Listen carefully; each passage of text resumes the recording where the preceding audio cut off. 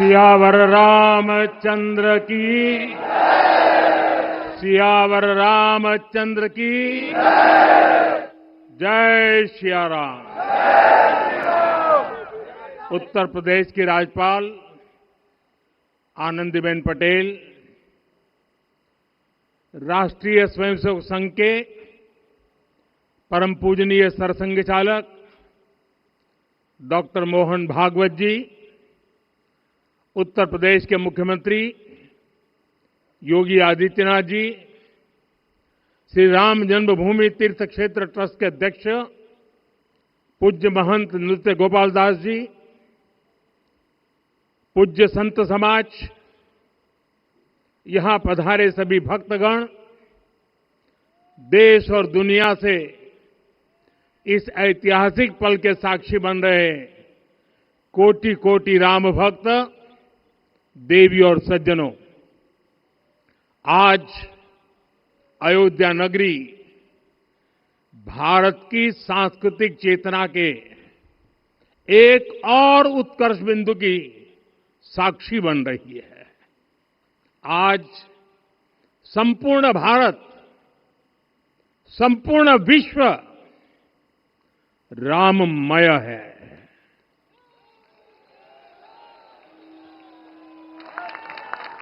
हर राम भक्त के हृदय में अद्वितीय संतोष है, असीम कृतज्ञता है, अपार अलौकिक आनंद है।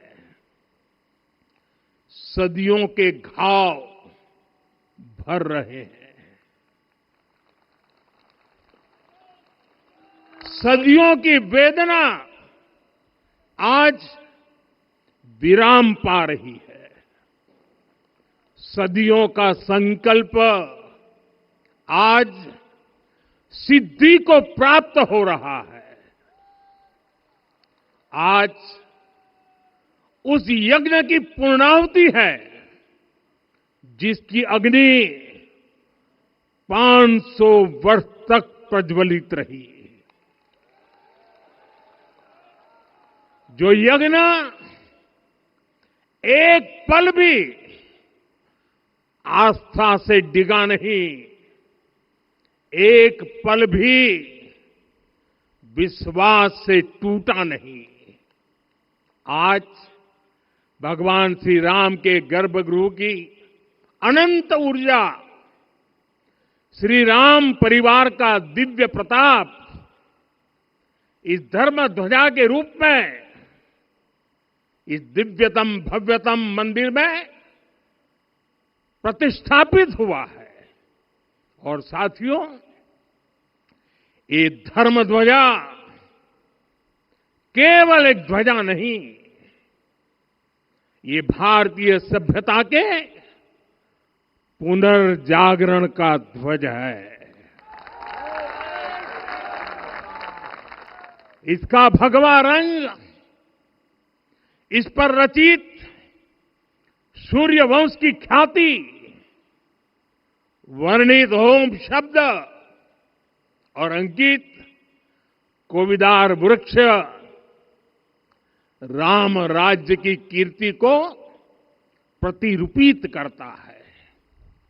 ये ध्वज संकल्प है, ये ध्वज सफलता है, ये ध्वज संघर्ष से सृजन की गाथा है, ये ध्वज सदियों से चले आ रहे स्वप्नों का साकार स्वरूप है। ये ध्वज संतों की साधना और समाज की सहभागिता की सार्थक परिणति है। साथियों, आने वाली सदियों और सहस्त्र शताब्दियों तक ये धर्म ध्वज प्रभु राम के आदर्शों और सिद्धांतों का उद्घोष करेगा।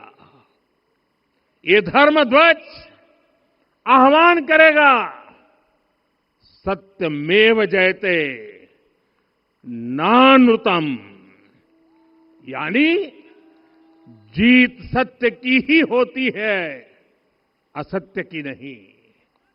ये धर्म ध्वज उद्घोष करेगा, सत्यम एक पदम ब्रह्म सत्य धर्म प्रतिष्ठित, अर्थात सत्य ही ब्रह्म का स्वरूप है, सत्य में ही धर्म स्थापित है। ये धर्म ध्वज प्रेरणा बनेगा, प्राण जाए पर वचन न जाहि, अर्थात जो कहा जाए वही किया जाए। ये धर्म ध्वज संदेश देगा, कर्म प्रधान विश्व रची राखा, अर्थात विश्व में कर्म और कर्तव्य की प्रधानता हो। ये धर्म ध्वज कामना करेगा, बैर न विग्रह आस न त्रासा, सुखमय ताही सदा सब आशा, यानी भेदभाव पीड़ा परेशानी से मुक्ति, समाज में शांति और सुख हो। ये धर्म ध्वज हमें संकल्पित करेगा, नहीं दरिद्र को दुखी न दीना, यानी हम ऐसा समाज बनाएं जहां गरीबी न हो, कोई दुखी या लाचार न हो। साथियों, हमारे ग्रंथों में कहा गया है, आरोपितम ध्वजम दृष्ट्वा ये अभिनंदनित धार्मिका ते अपि सर्वे प्रमुच्यते महापातक कोटि भी, यानी जो लोग किसी कारण मंदिर नहीं आ पाते और दूर से मंदिर के ध्वज को प्रणाम कर लेते हैं, उन्हें भी उतना ही पुण्य मिल जाता है। साथियों, ये धर्म ध्वज भी इस मंदिर के ध्येय का प्रतीक है। ये ध्वज दूर से ही राम लला की जन्मभूमि के दर्शन कराएगा और युगों युगों तक प्रभु श्री राम के आदेशों और प्रेरणाओं को मानव मात्र तक पहुंचाएगा। साथियों, मैं संपूर्ण विश्व के करोड़ों राम भक्तों को इस अविस्मरणीय क्षण की, इस अद्वितीय अवसर की हार्दिक शुभकामनाएं देता हूं। मैं आज उन सभी भक्तों को भी प्रणाम करता हूं, हर उस दानवीर का भी आभार व्यक्त करता हूं जिसने राम मंदिर निर्माण के लिए अपना सहयोग दिया। मैं राम मंदिर के निर्माण से जुड़े हर श्रमवीर, हर कारीगर, हर योजनाकार, हर वास्तुकार, सभी का अभिनंदन करता हूं। साथियों, अयोध्या वह भूमि है जहां आदर्श आचरण में बदलते हैं। यही वह नगरी है जहां श्री श्री राम ने अपना जीवन पथ शुरू किया था। इसी अयोध्या ने संसार को बताया कि एक व्यक्ति कैसे समाज की शक्ति से, उसके संस्कारों से पुरुषोत्तम बनता है। जब श्री राम अयोध्या से वनवास को गए तो वे युवराज राम थे, लेकिन जब लौटे तो मर्यादा पुरुषोत्तम बनकर के आए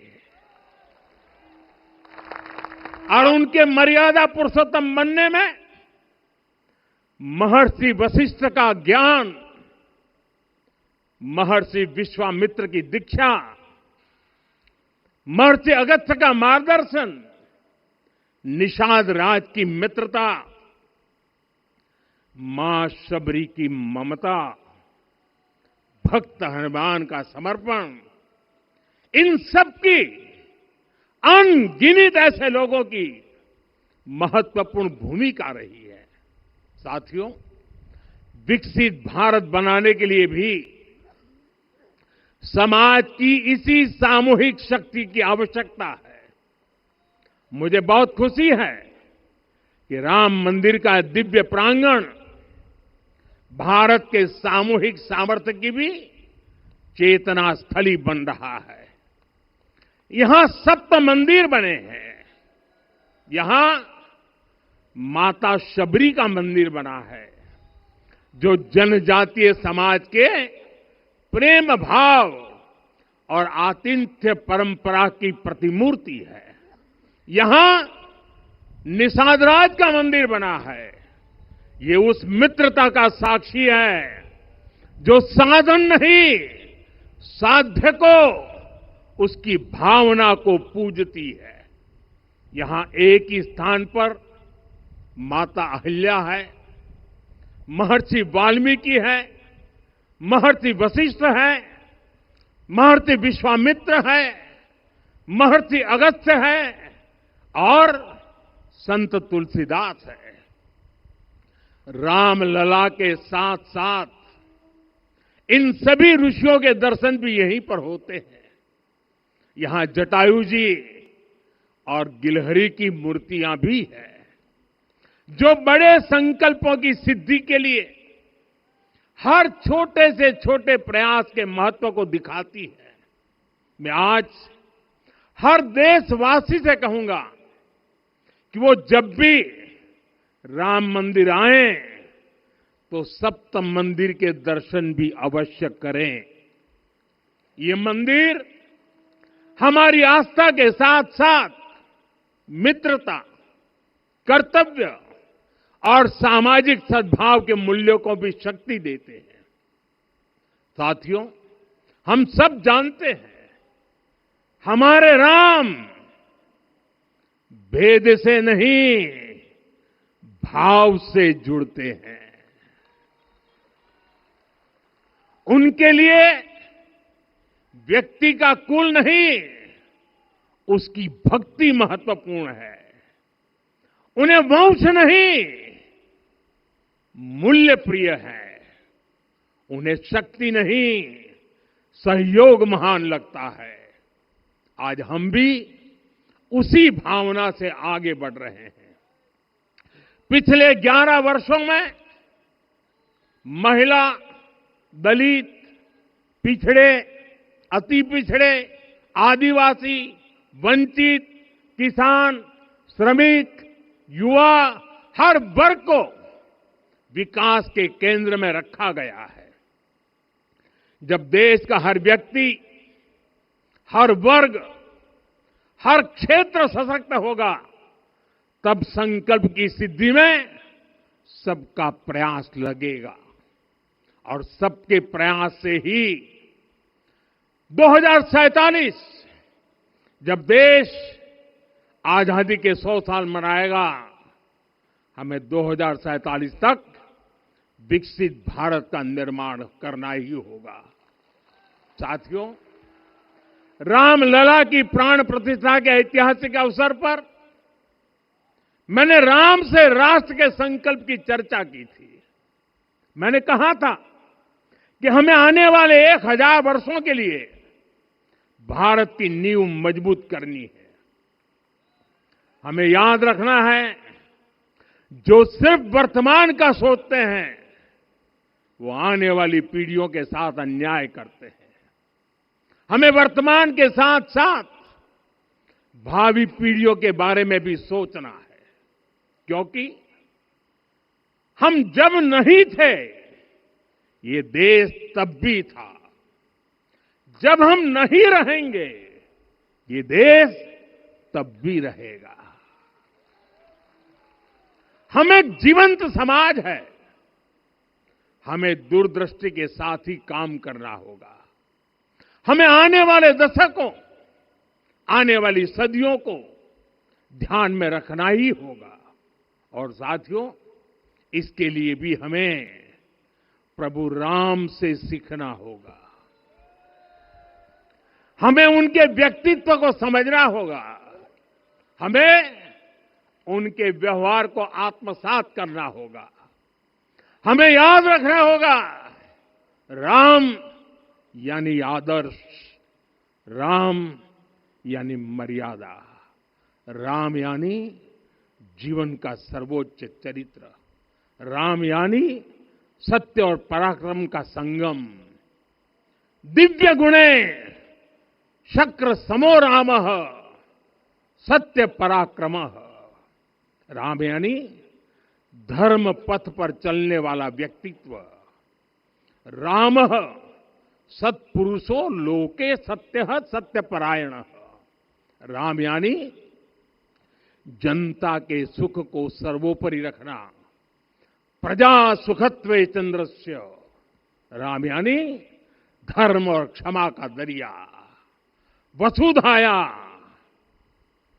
क्षमा गुणे है। राम यानी ज्ञान और विवेक की पराकाष्ठा। बुद्ध या बृहस्पति तुल्य।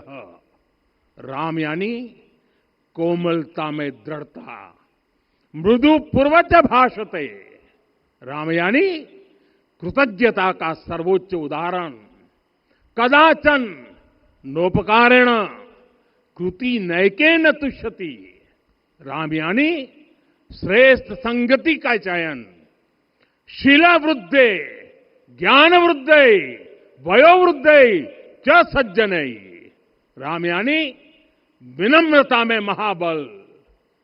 वीर्यवान च वीर्येण महता स्वेन विस्मितः।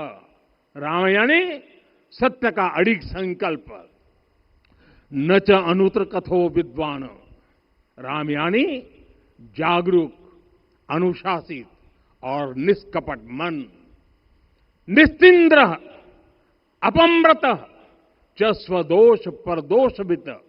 साथियों, राम सिर्फ एक व्यक्ति नहीं, राम एक मूल्य है, एक मर्यादा है, एक दिशा है। अगर भारत को साल 2047 तक विकसित बनाना है, अगर समाज को सामर्थ्यवान बनाना है, तो हमें अपने भीतर राम को जगाना होगा। हमें अपने भीतर के राम की प्राण प्रतिष्ठा करनी होगी। और इस संकल्प के लिए आज से बेहतर दिन और क्या हो सकता है। साथियों, 25 नवंबर का यह ऐतिहासिक दिन अपनी विरासत पर गर्व का एक और अद्भुत क्षण लेकर आया है। इसकी वजह है धर्म ध्वजा पर अंकित कोविदार वृक्ष। ये कोविदार वृक्ष इस बात का उदाहरण है कि जब हम अपनी जड़ों से कट जाते हैं तो हमारा वैभव इतिहास के पन्नों में दब जाता है। साथियों, जब भरत अपनी सेना के साथ चित्रकूट पहुंचे तो लक्ष्मण ने दूर से ही अयोध्या की सेना को पहचान लिया। ये कैसे हुआ, इसका वर्णन वाल्मीकि जी ने किया है। और वाल्मीकि जी ने क्या वर्णन किया है? उन्होंने कहा है, विराजित उद्गत स्कंधम कोविदार ध्वजः रथे।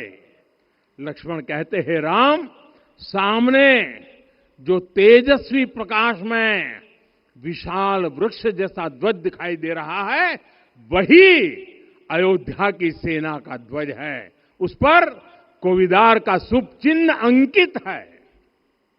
साथियों, आज जब राम मंदिर के प्रांगण में कोविदार फिर से प्रतिष्ठित हो रहा है, यह केवल एक वृक्ष की वापसी नहीं है, यह हमारी स्मृति की वापसी है, हमारी अस्मिता का पुनर्जागरण है, हमारी स्वाभिमानी सभ्यता का पुनः उद्घोष है।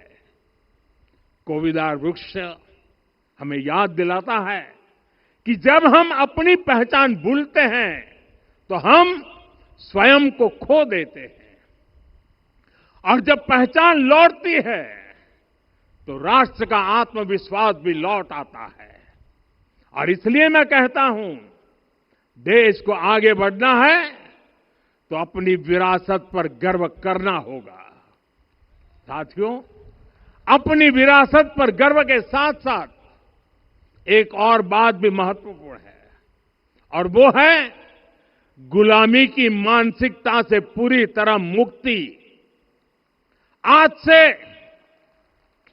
190 साल पहले 190 साल पहले साल 1835 में 1835 में मैकाले नाम के एक अंग्रेज ने भारत को अपनी जड़ों से उखाड़ने के बीज बोए थे।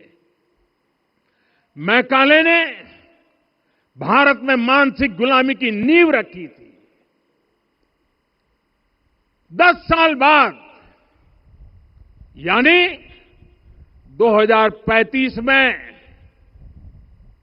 उस अपवित्र घटना को 200 वर्ष पूरे हो रहे हैं। कुछ दिन पहले मैंने एक कार्यक्रम में आग्रह किया था कि हमें आने वाले 10 वर्षों तक उस 10 वर्षों का लक्ष्य लेकर चलना है कि भारत को गुलामी की मानसिकता से मुक्त करके रहेंगे। साथियों, सबसे बड़ा दुर्भाग्य यह है कि मैकाले ने जो कुछ सोचा था उसका प्रभाव कहीं व्यापक हुआ। हमें आजादी मिली, लेकिन हीन भावना से मुक्ति नहीं मिली। हमारे यहां एक विकार आ गया कि विदेश की हर चीज, हर व्यवस्था अच्छी है और जो हमारी अपनी चीजें हैं उनमें खोट ही खोट है। साथियों, गुलामी की यही मानसिकता है जिसने लगातार यह स्थापित किया। हमने विदेशों से लोकतंत्र लिया।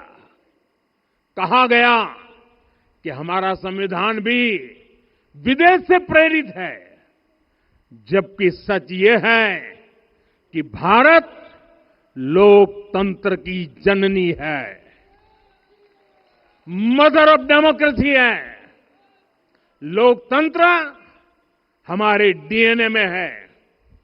साथियों, अगर आप तमिलनाडु जाएंगे तो तमिलनाडु के उत्तरी हिस्से में उत्तीरमेरूर गांव है। वहां हजारों वर्ष पहले का एक शिलालेख है। उसमें बताया गया है कि उस कालखंड में भी कैसे लोकतांत्रिक तरीके से शासन व्यवस्था चलती थी, लोग कैसे सरकार चुनते थे। लेकिन हमारे यहां तो मैग्ना कार्टा की प्रशंसा का ही चलन रहा। हमारे यहां भगवान बसवन्ना, उनके अनुभव मंटपा की जानकारी भी सीमित रखी गई। अनुभव मंटपा यानी जहां सामाजिक, धार्मिक और आर्थिक विषयों पर सार्वजनिक बहस होती थी, जहां सामूहिक सहमति से निर्णय लिए जाते थे।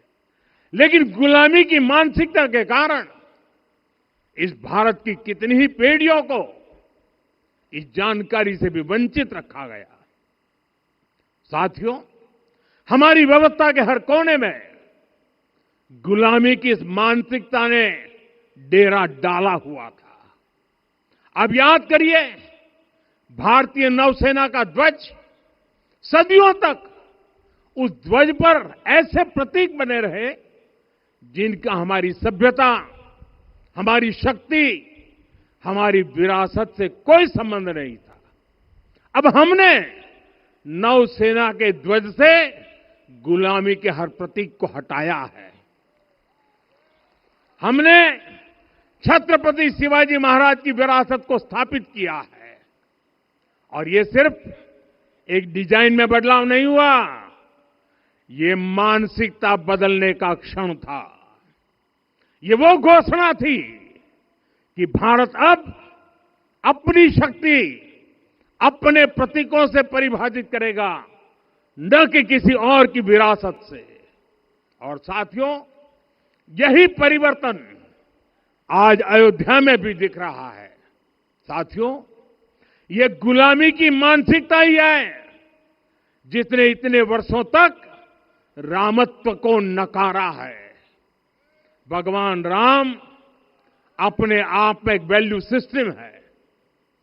ओरछा के राजा राम से लेकर रामेश्वरम के भक्त राम तक और शबरी के प्रभु राम से लेकर मिथिला के पाहुन राम जी तक भारत के हर घर में, हर भारतीय के मन में और भारतवर्ष के हर कण कण में राम है।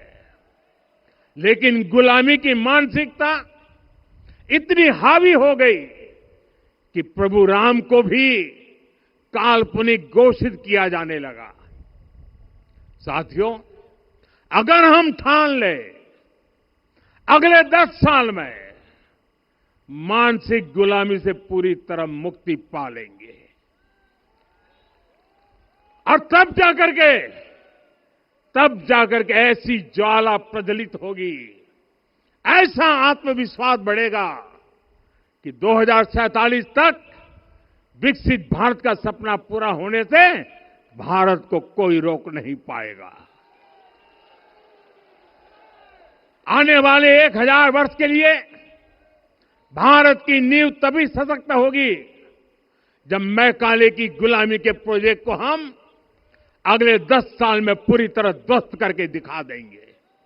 साथियों, अयोध्या धाम में रामलला का मंदिर परिसर भव्य से भव्यतम हो रहा है और साथ ही अयोध्या को संवारने का काम लगातार जारी है।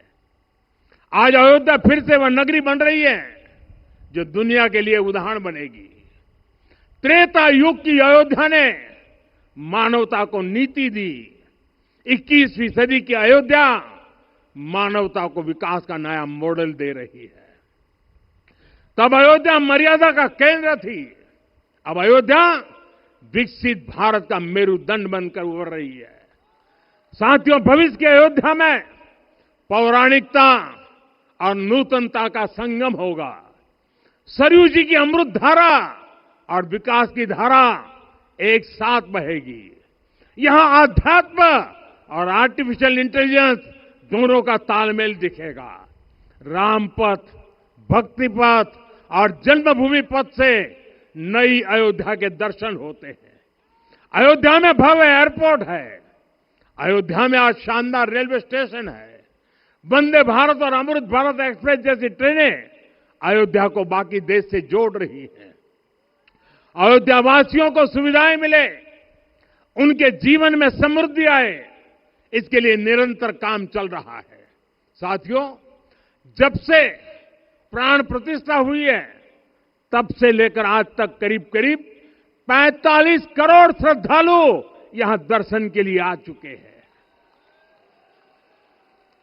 ये वो पवित्र भूमि है जहां 45 करोड़ लोगों के चरण रज पड़े हैं और इससे अयोध्या और आसपास के लोगों की आय में आर्थिक परिवर्तन आया है, वृद्धि हुई है। कभी अयोध्या विकास के पैमानों में बहुत पीछे थी, आज अयोध्या नगरी यूपी के अग्रणी शहरों में से एक बन रही है।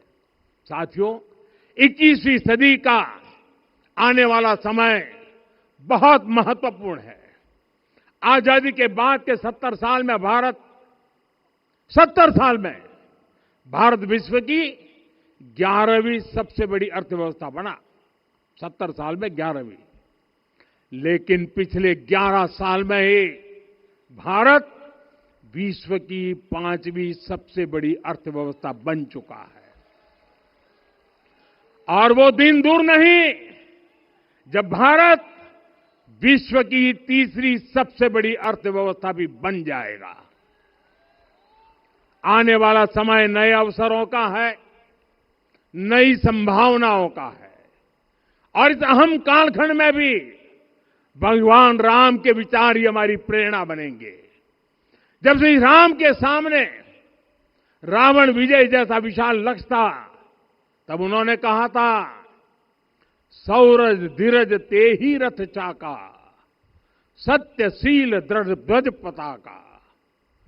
बल विवेक दम परहित गोरे, क्षमा कृपा समता रजु जोरे। यानी रावण पर विजय पाने के लिए जो रथ चाहिए, शौर्य और धैर्य उसके पहिए हैं, उसकी ध्वजा सत्य और अच्छे आचरण की है, बल विवेक संयम और परोपकार इस रथ के घोड़े हैं, लगाम के रूप में क्षमा दया और समता है जो रथ को सही दिशा में रखते हैं। साथियों, विकसित भारत की यात्रा को गति देने के लिए ऐसा ही रथ चाहिए, ऐसा रथ जिसके पहिए शौर्य और धैर्य हो, यानी चुनौतियों से टकराने का साहस भी हो और परिणाम आने तक दृढ़ता से डटे रहने का धैर्य भी हो। ऐसा रथ जिसकी ध्वजा सत्य और सर्वोच्च आचरण हो, यानी नीति नियत और नैतिकता से समझौता कभी न हो। ऐसा रथ जिसके घोड़े बल विवेक संयम और परोपकार हो, यानी शक्ति भी हो बुद्धि भी हो अनुशासन भी हो और दूसरों के हित का भाव भी हो। ऐसा रथ जिसकी लगाम क्षमा करुणा और संभाव हो, यानी जहां सफलता का अहंकार नहीं और असफलता में भी दूसरों के प्रति सम्मान बना रहे। और इसलिए मैं आदरपूर्वक कहता हूं, ये पल कंधे से कंधा मिलाने का है, ये पल गति बढ़ाने का है। हमें वो भारत बनाना है जो राम राज्य से प्रेरित हो, और ये तभी संभव है जब स्वयं हित से पहले देश हित होगा, जब राष्ट्र हित सर्वोपरि रहेगा। एक बार फिर आप सभी को बहुत बहुत शुभकामनाएं देता हूं। जय सिया राम, जय सिया राम, जय सिया राम।